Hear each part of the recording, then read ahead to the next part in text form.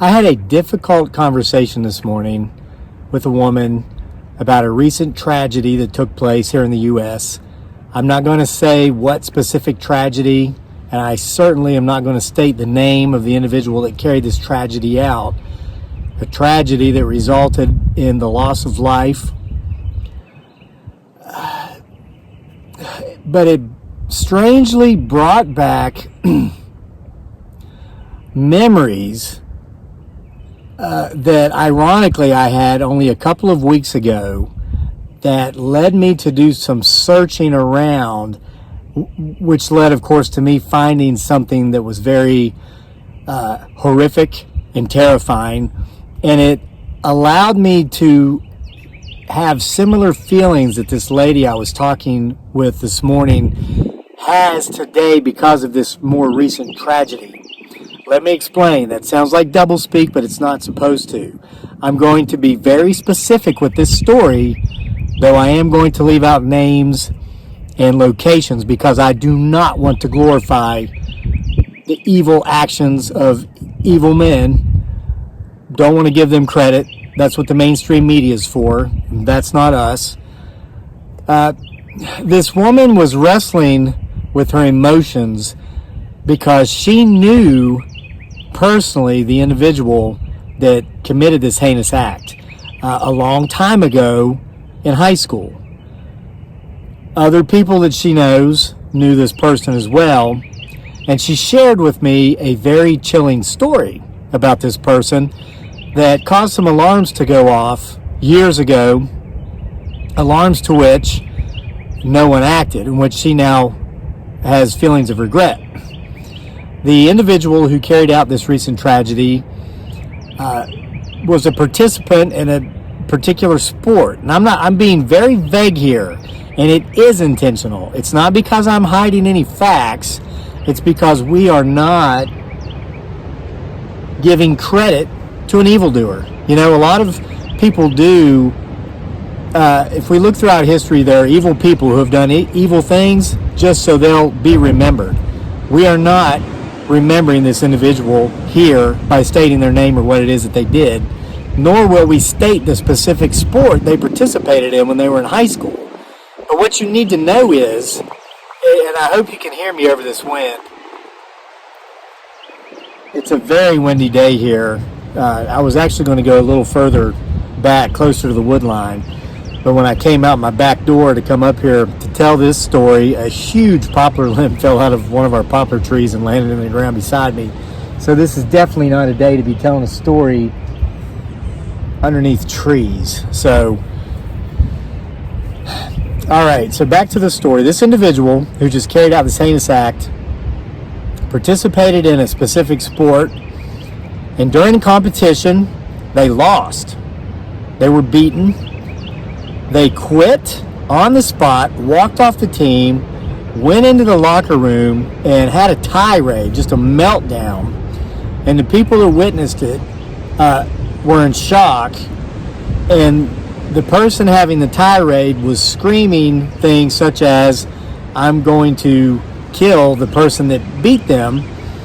And the way the lady explained it to me today is people who saw this could tell this wasn't a typical bravado, bravacious, teenage alpha male boy high on testosterone and puberty. There was something more to it, something very alarming, yet no one did anything, no one said anything. And thus, many years later now, this tragedy has been carried out. A tragedy that cost people their lives.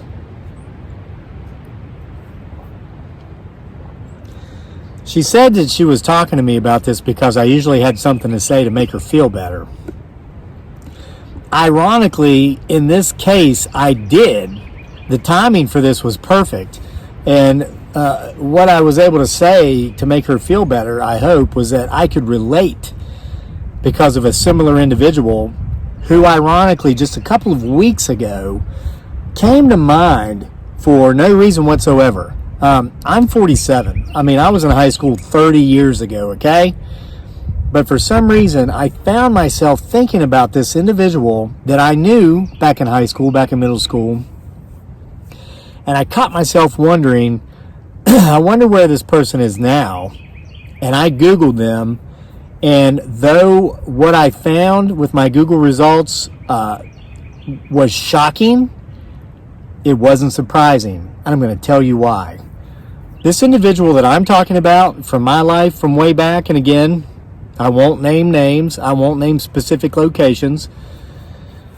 It was back in Appalachia when I was a kid growing up. You know, it's funny, we get all these comments on here.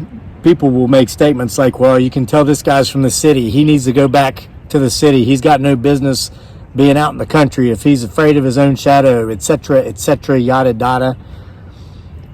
Trust me, I grew up hunting, fishing, camping, living in the woods. If it was...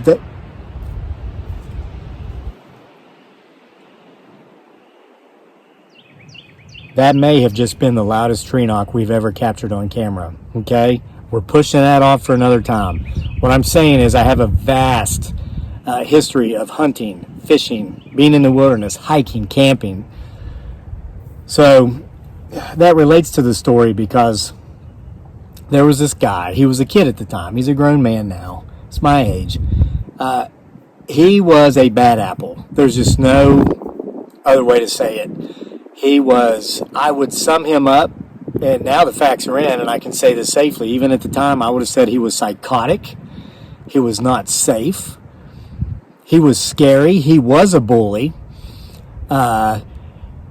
He would beat up other kids badly. I'm talking hospitalize them. And when he chose to do this, it was difficult for teachers to stop what he was doing because he was bigger than them. He was one of these man children. He was like 6'2", 220 in the 9th grade, and he hadn't been held back.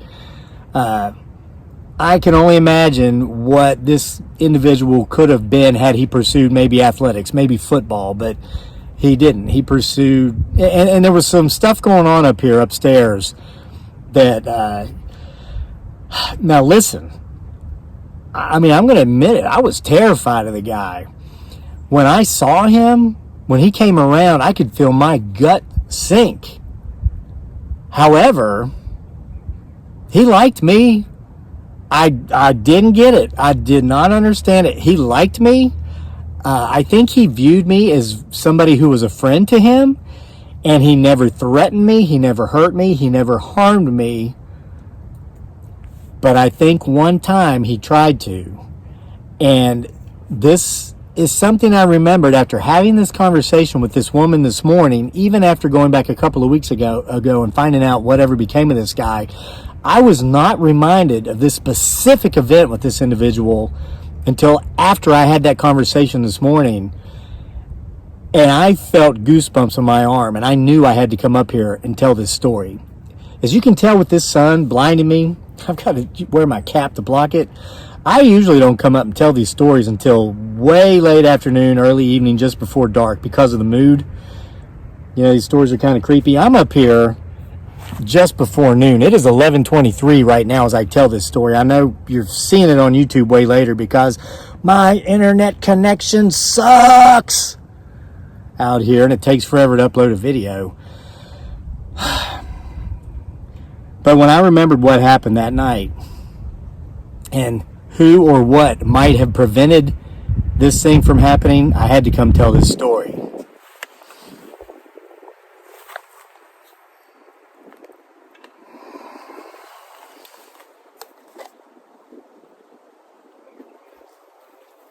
All right, so here's where we start tying stuff together. You know, this is how I tell my stories. Stories are supposed to have beginnings, middles, and ends. Well, I get them all in there somewhere, just not always in order. A guy commented this morning. He said, I don't hate you. I don't even dislike you. I just cannot understand why so many people watch your videos. Your stories are so long, drawn out, and boring. This is the 6th one in a row I've watched, and I just don't understand. So long, drawn out, and boring that you've just watched 6 in a row? and I'm the one that has issues? All right, so we're going back 30 years now, okay? I was out hunting. It was fall. I was hunting turkeys in the fall with a .22 Magnum rifle. It's what I'd like to use when the leaves were off the trees, because in an instance like this, you could see turkeys 250 yards away, but you weren't going to get close enough to get them with a shotgun. They would see you first and they'd be gone. And I was a very good shot, something that would, of course, come to benefit me later in my military career. So if I could see him from that distance, if I could see him, I could hit him with a .22 Magnum. I had a 12-power scope on it, okay? Cheap old Tasco scope, but it got the job done. So I'm coming out of the woods. I come down to where my car is. They're parked at the gate of this old, Forestry Service road back in Appalachian. Most of the land here in Virginia, most of the land's private property. You cross the border into Appalachian, most of it's federal property, national forest. So you can hunt and fish and hike there with proper licensings and stamps, but you can't drive on most of those roads, and it's understandable. So I get to my car, and here's this guy, the guy I mentioned, and I won't say his name here, now, wherever, okay? This is a real person, and it's not so much that I'm trying to protect his identity as it is, maybe friends, family, relatives, people who are not at fault because of this guy's actions. Where he says, "Hey, Kevin," he goes, I shot a deer and I need you to help me track it. He had a bow with him. He had been out bow hunting, and he claimed that he had hit a deer. And a lot of times if you're bow hunting, you'll hit a deer. Even if you hit a vital, that thing might run 50, 80, 100 yards before it drops and dies.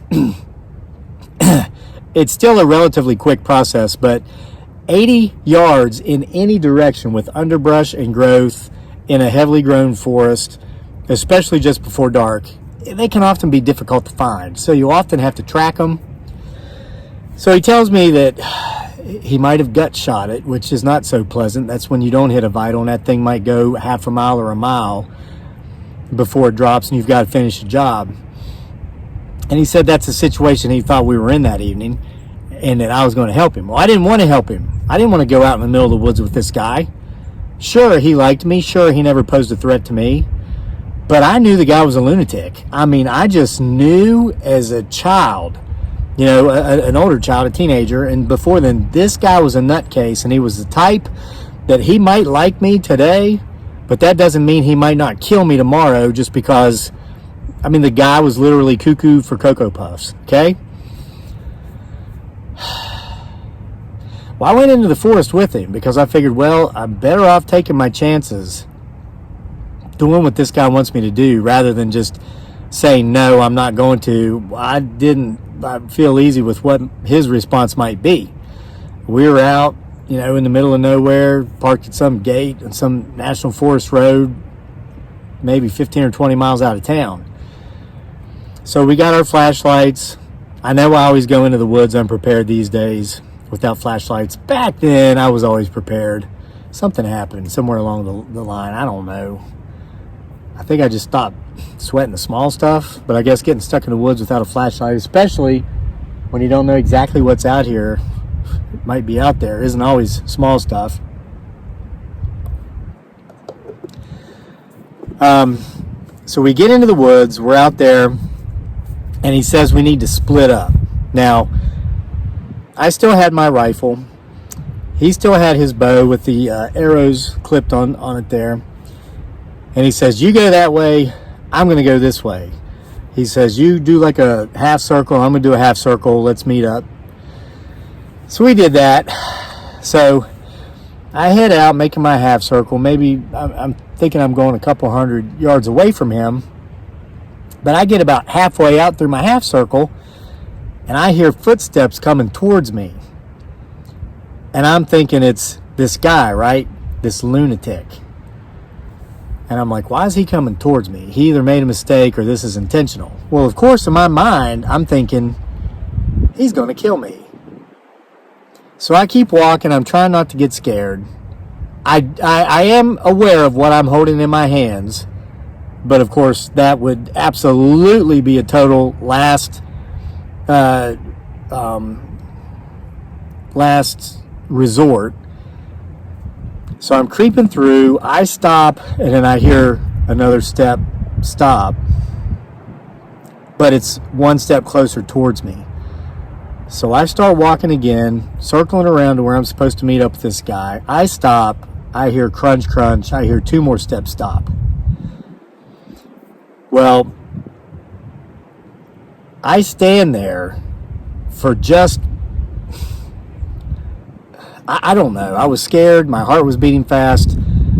But I heard crunch, crunch from the other side.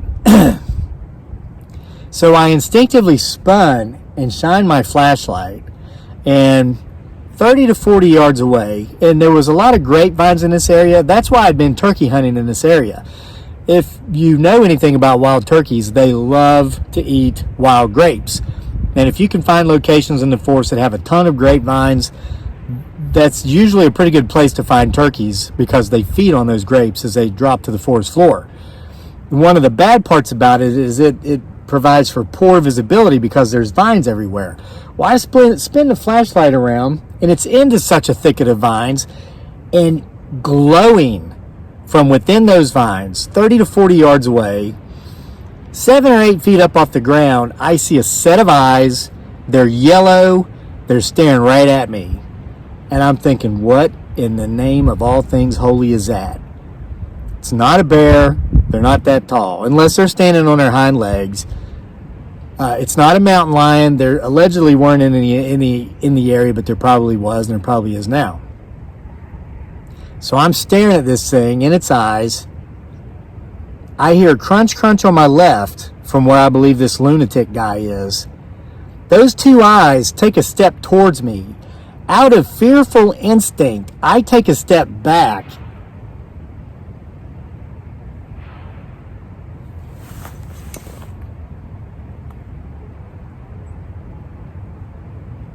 That was definitely a very loud tree knock.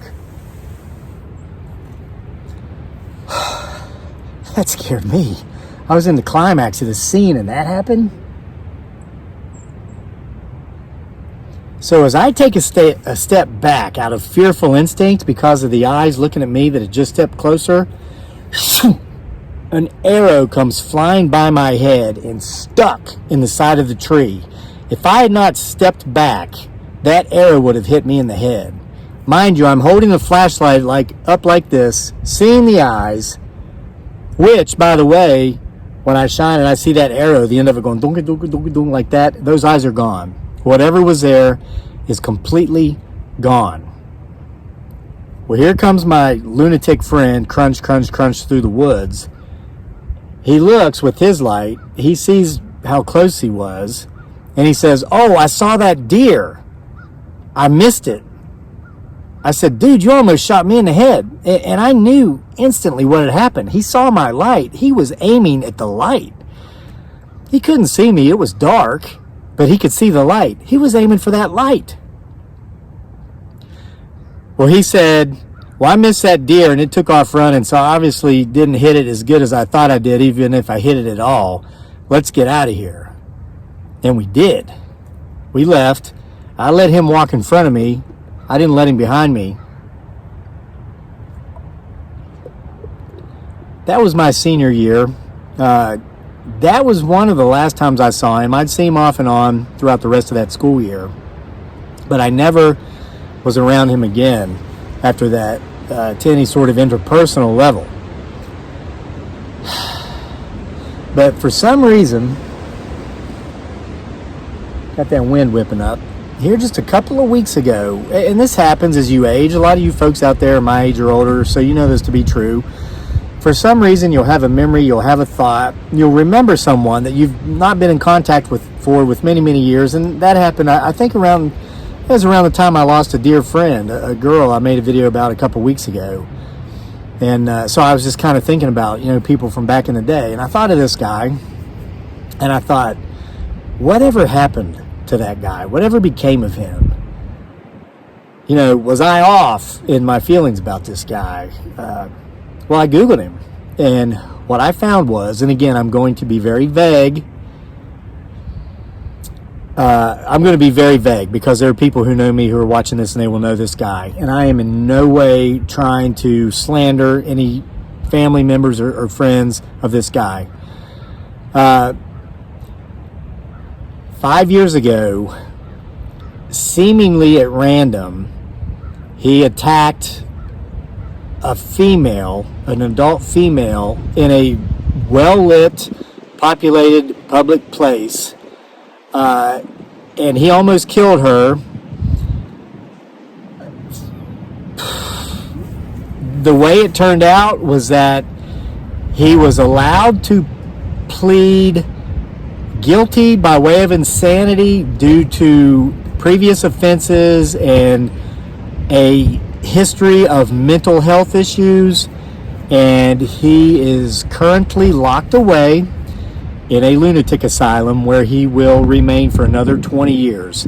Basically, they offered him a plea agreement, a plea bargain, and he pled guilty by way of insanity, and he got 25 years in a mental hospital.